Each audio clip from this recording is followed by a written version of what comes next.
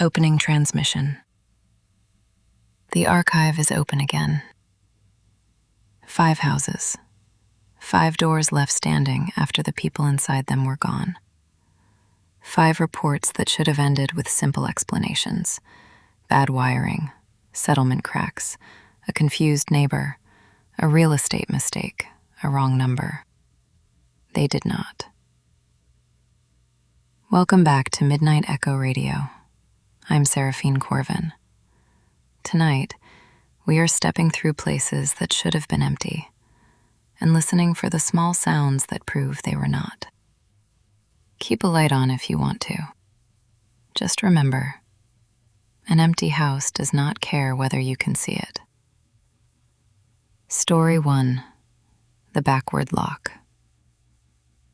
Mara Ellison noticed the deadbolt first because she was the kind of woman who noticed locks. Not in a nervous way, at least not at first. Her father had been a locksmith, and he taught her that every home made a small promise at night.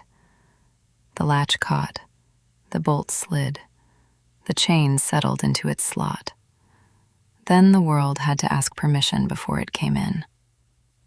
When Mara bought the little blue house on Carden Street, she changed every lock before she unpacked a single dish. Front door, back door, basement hatch, detached garage, even the old brass knob on the linen closet, because she disliked the way it turned too easily in her hand. For 3 months, the house behaved. Then, one Tuesday at 2:13 in the morning, her hallway camera sent an alert. Motion detected. The thumbnail showed the inside of her front door. The hallway was dark except for the small amber nightlight plugged near the floor. At the very edge of the frame, where the camera caught the door in profile, something pale rested against the deadbolt. A hand. Mara watched the clip 6 times from her bed without breathing properly. The hand came from the wrong side of the door. Not outside, reaching in. Inside, reaching toward the lock from the hallway. The fingers were long, too clean, and utterly still.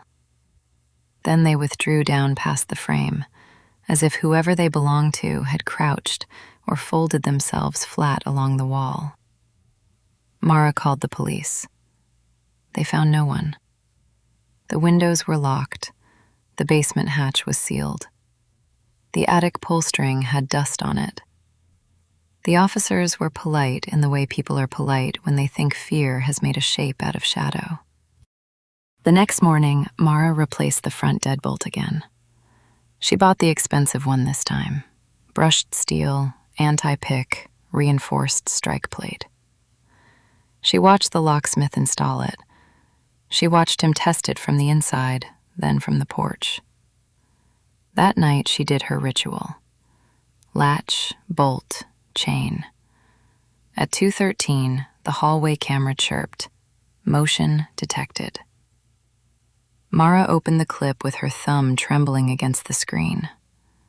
The deadbolt was turning by itself, slowly, not unlocking, reversing. The little thumb turn on the inside twisted until the flat of it faced the wrong way. Vertical when locked should have been horizontal. Metal bent without sound. The keyway outside rotated with it, though no key was there. By the end of the clip, the whole lock looked as if it had been installed from inside the door looking out. Mara did not sleep. At dawn, she found the bolt thrown firmly into the frame, but the thumb turn would not move.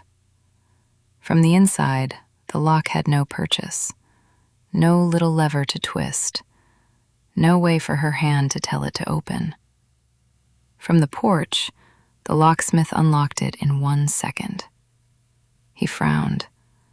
Then he laughed once, because laughter is what people use to cover up a thought they do not want to keep. "Manufacturer defect," he said. He replaced it for free. The third night, Mara slept on the couch with every light on and a kitchen knife laid on the coffee table. At 2:13, every door in the house clicked at once. Not loud, not dramatic. Just that small, intimate sound of a lock deciding. The back door, the basement, the garage entrance, the linen closet. Mara stood with the knife in her hand and watched the hallway. At the front door, the deadbolt rotated again. The metal softened like wax and reformed. The chain lifted out of its track, turned around, and settled back into place on the wrong side of its little brass slide. Then the doorbell rang. Mara did not move. The bell rang again. Her phone lit up with another camera alert. This time it showed the porch. Empty. Wet boards. No person, no hand. Just the front door from outside, and the lock sitting normal, ordinary, easy to open. The doorbell rang a third time. A voice spoke through the wood. It sounded like her father, dead 7 years. "Sweetheart," it said, "you installed them backward." Mara backed into the kitchen. She called 911. The call failed before it rang. She tried the back door. The knob turned, but the door would not move, not because the bolt held, but because something on the other side was pressing gently back. Every exit in the house had become an entrance. Every lock now protected the world from her. At 3:04, Mara's neighbor, Mrs. Vale, woke to pounding from next door. She looked through her upstairs window and saw Mara's blue house with every curtain lit from behind. Mara was at the front window, palms flat against the glass, mouth open around words Mrs. Vale could not hear. Then all the lights went out. When the police arrived, every door was unlocked from the outside. Inside, the house was neat. The couch blanket was folded. The knife was back in the drawer. Mara's phone lay on the hallway floor, recording. There was only one video on it after 2:13. The camera faced the front door from inside the hall. Mara stood with her back to the lens, very still, her hands by her sides. The deadbolt turned. The chain slid. The latch lifted. Then the door opened inward, and beyond it was not the porch. It was another hallway. Blue walls, amber nightlight, same front door at the far end. Mara stepped through. Behind her, something pale reached from the floor and locked the door. From the outside. Story 2. The Room Beneath the Stairs. The listing said the house had 3 bedrooms, 1.5 baths, and no basement. That was important to Daniel Price because he hated basements. He hated old steps, damp concrete, the way air under a house seemed to breathe through cracks. So when the agent said, "No basement, just a crawl space no one uses," Daniel signed faster than he should have. The house had been empty for 11 months.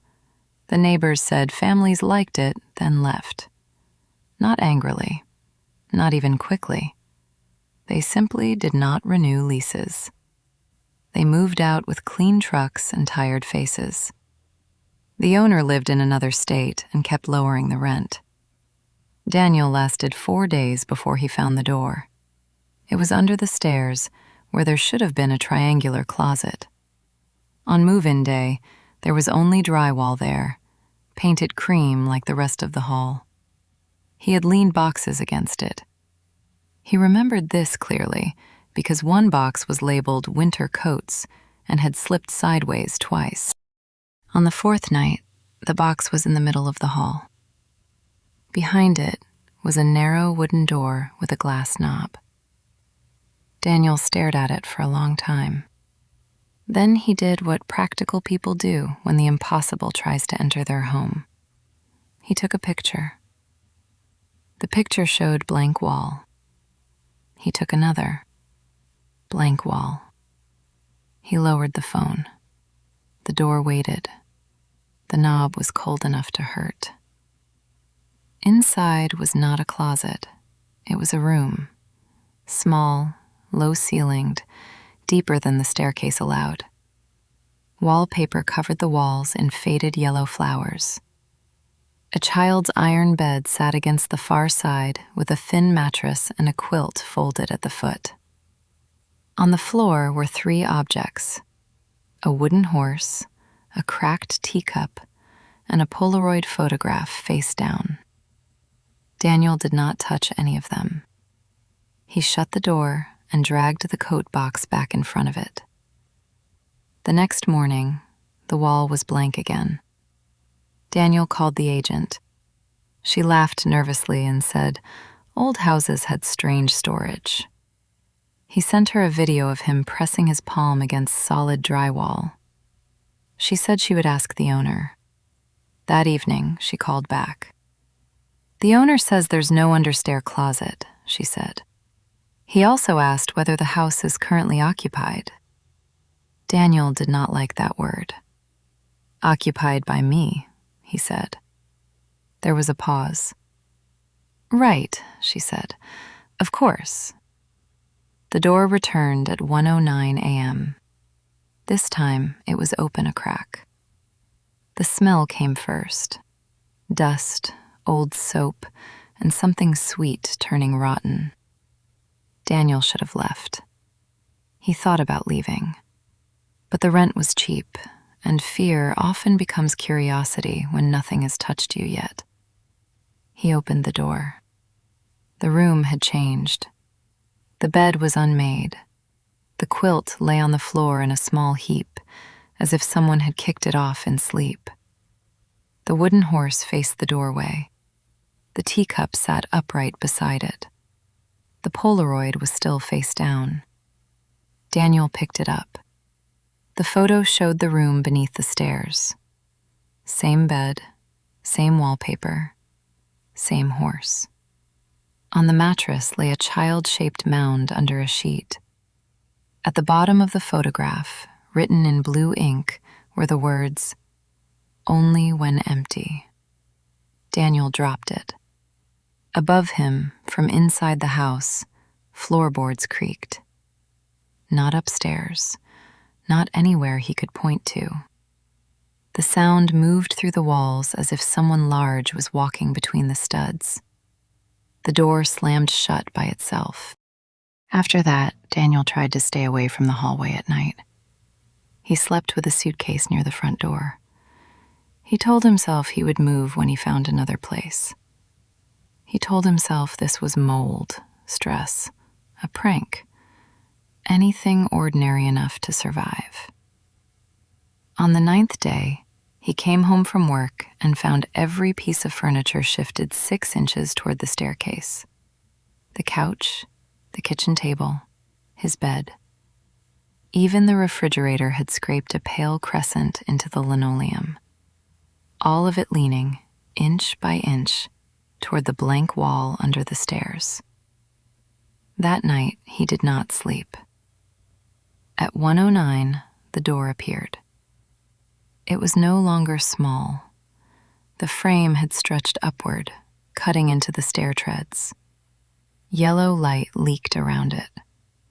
From behind the door came the soft squeak of bed springs and the slow, patient breathing of someone pretending to sleep. Daniel packed his suitcase with shaking hands and went to the front door. It opened onto the room beneath the stairs. Not the porch.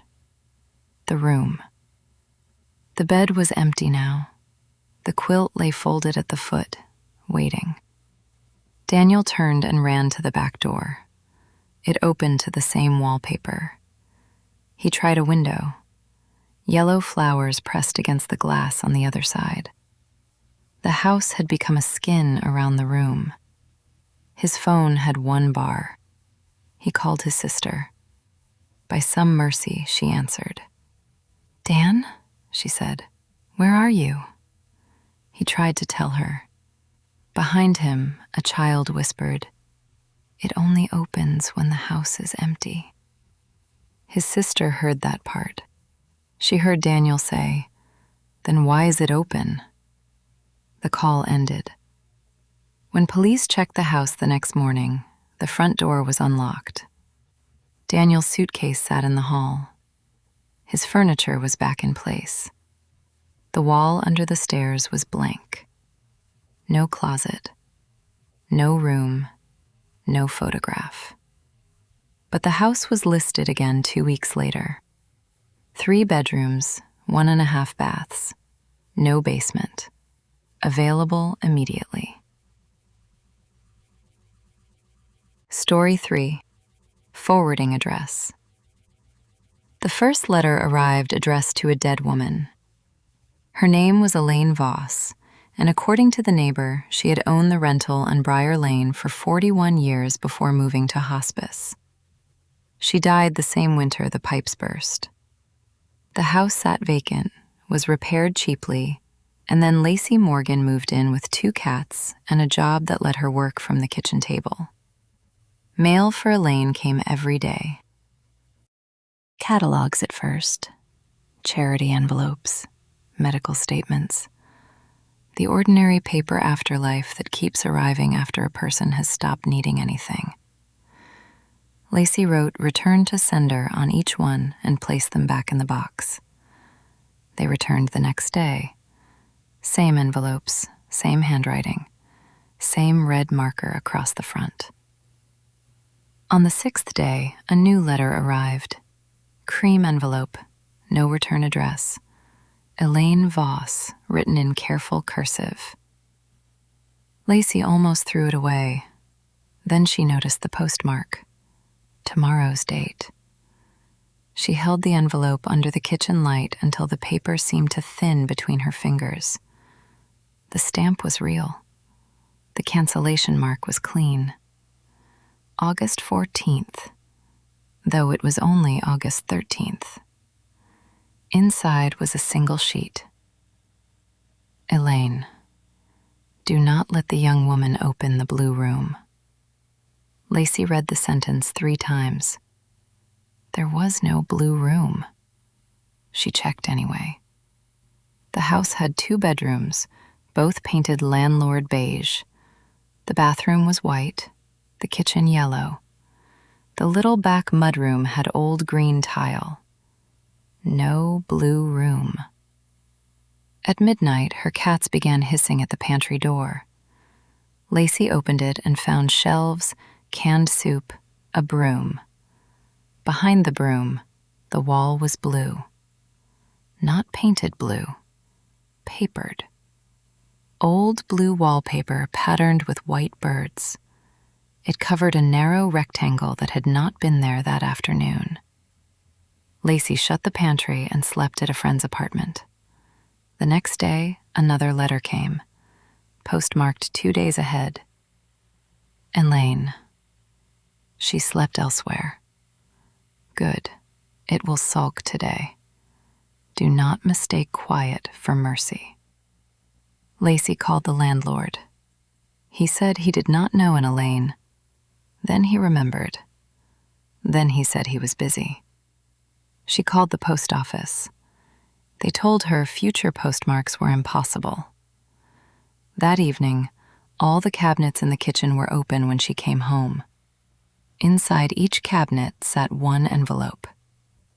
Elaine, Elaine, Elaine, Elaine. Lacey gathered them into a trash bag without reading them and drove to a gas station dumpster 3 miles away. When she returned, the same trash bag sat on her kitchen table, neatly tied. A letter rested on top. This one was addressed to her. Lacey Morgan, care of Elaine Voss. There was no postmark. The flap was still damp. Inside, the handwriting had changed. The letters were too tall, crowded against each other like people pressed to a window. Dear Lacey, Elaine does not live here anymore. You do. The pantry door creaked open behind her. Blue light spilled across the kitchen floor. Lacey did not turn around. Some instincts are old enough to be useful. Instead, she watched the reflection in the dark microwave door. The pantry was no longer a pantry. It was a room with blue paper and white birds. A rocking chair faced away from her. In it sat someone with silver hair, head tipped toward one shoulder. Elaine, Lacey thought. Then the figure lifted one hand and waved with too many fingers. Lacey ran. She stayed gone for 3 days. During that time, letters found her at work, under her windshield wiper, inside the locked glove compartment of her car. Every one was addressed to Elaine. Every one was postmarked farther ahead. August 17th, August 21st, September 2nd. The last one was dated the following year. Elaine, she thinks leaving changes the address. It does not. On the 4th day, Lacey returned with her brother, a pry bar, and the kind of bravery that exists only in daylight. The pantry was normal. Her brother laughed at her until he opened the trash bag on the table. Inside were hundreds of letters, all sealed, all warm. They heard a rocking chair above them. The house had no second floor. Lacey moved out that afternoon. She left dishes, curtains, the cheap couch, everything. She filed a change of address online from her brother's laptop. For 2 weeks, nothing came. Then, on the first morning she began to believe in ordinary life again, one cream envelope appeared in her new mailbox. No return address, no stamp. It was addressed in Elaine's careful cursive, not to Lacey, to the house. Briar Lane, care of Lacey Morgan. Inside was a photograph. It showed the blue room. 5 empty rocking chairs faced the camera.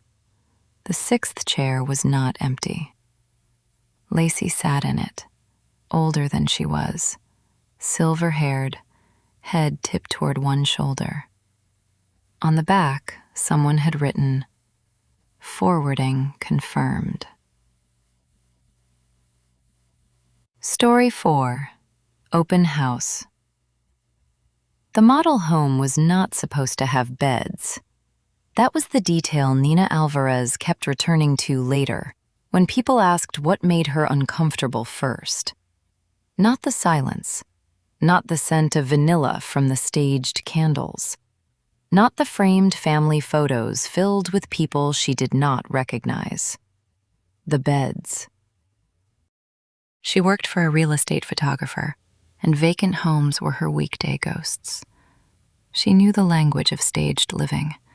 Fake fruit in bowls, towels no one had used, books open to the middle, though no one had read them. Beds were normal. Warm beds were not. The house sat at the end of a new subdivision, where construction had stopped after the developer went bankrupt. Streets ended in dirt. Lampposts stood unconnected. Plastic fluttered over window openings in unfinished lots. But the model home had power, water, and a smiling sign near the driveway. Open House Saturday. It was Wednesday. Nina had the lockbox code and a shot list. Kitchen, primary suite, living room, flex space, exterior at dusk. Inside, the air conditioning whispered through vents. Every light was on. The house smelled freshly cleaned.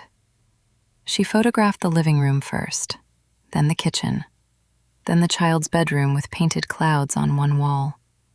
That was where she noticed the blanket. It had been pulled back on one side of the small bed. The pillow held a dent the size of a head.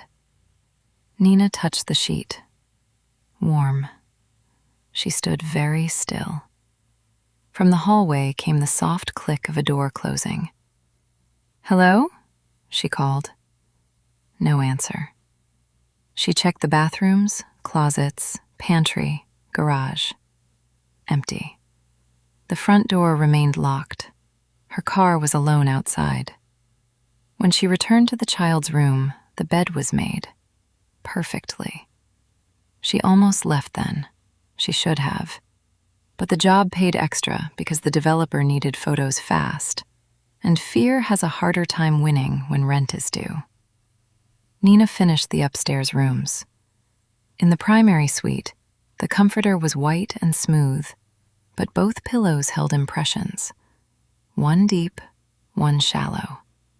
On the nightstand sat a glass of water with condensation sliding down the side. Her camera would not focus on the bed. Every shot blurred at the center, as if something between her and the mattress moved too quickly for the shutter. Then she heard a family downstairs. Not words at first, a murmur, a television laugh track, the scrape of chairs, a woman saying, "Dinner's getting cold." Nina descended one step at a time. The dining room table was set for 5. Steam rose from plates of food.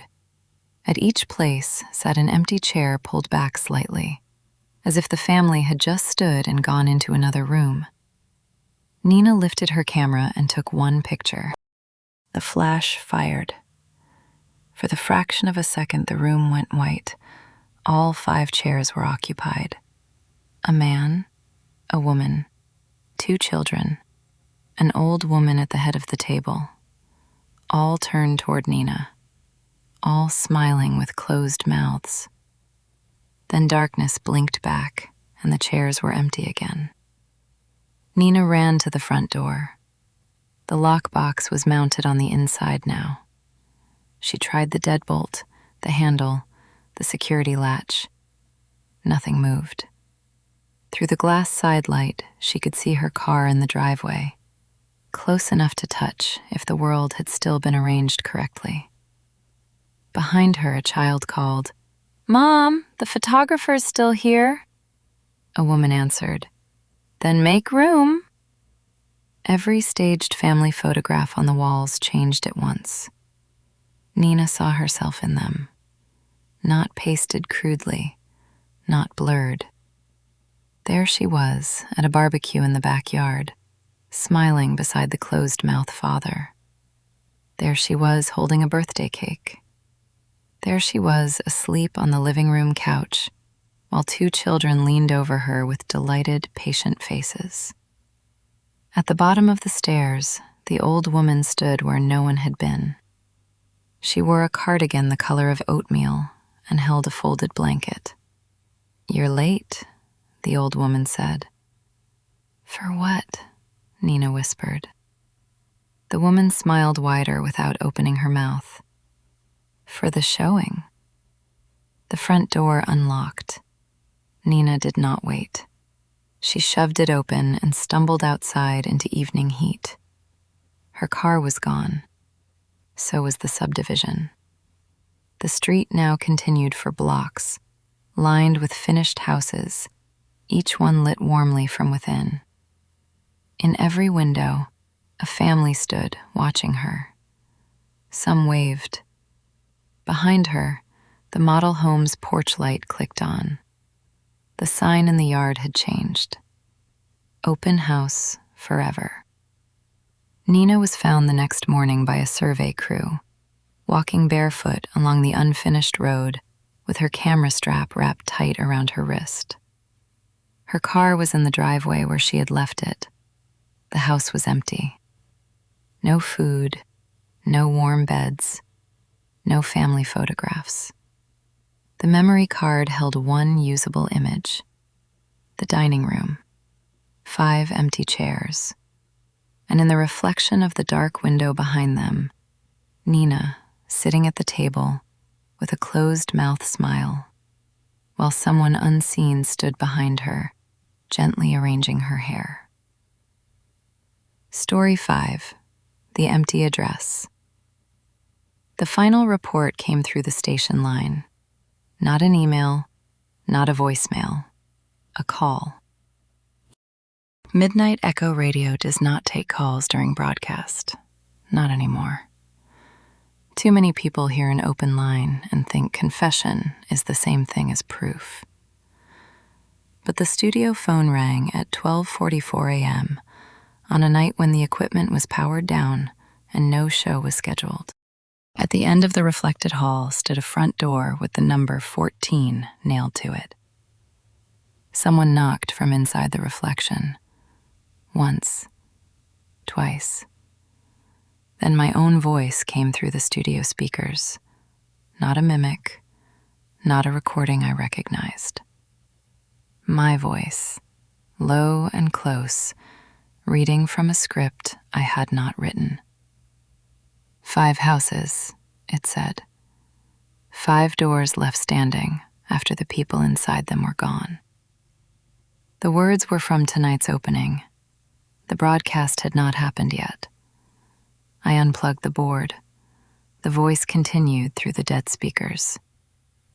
Do not answer the empty address, it said. It only calls stations that know how to invite listeners in. The phone rang again. I did not pick up. Outside the studio window, where the parking lot should have been, a house stood in the dark. Small, white, burn marks over the upstairs glass, warm light under the front door. In every window, people watched without moving. The phone rang until dawn.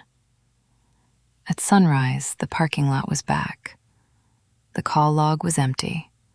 The saved recordings had been replaced by one audio file labeled forwarding.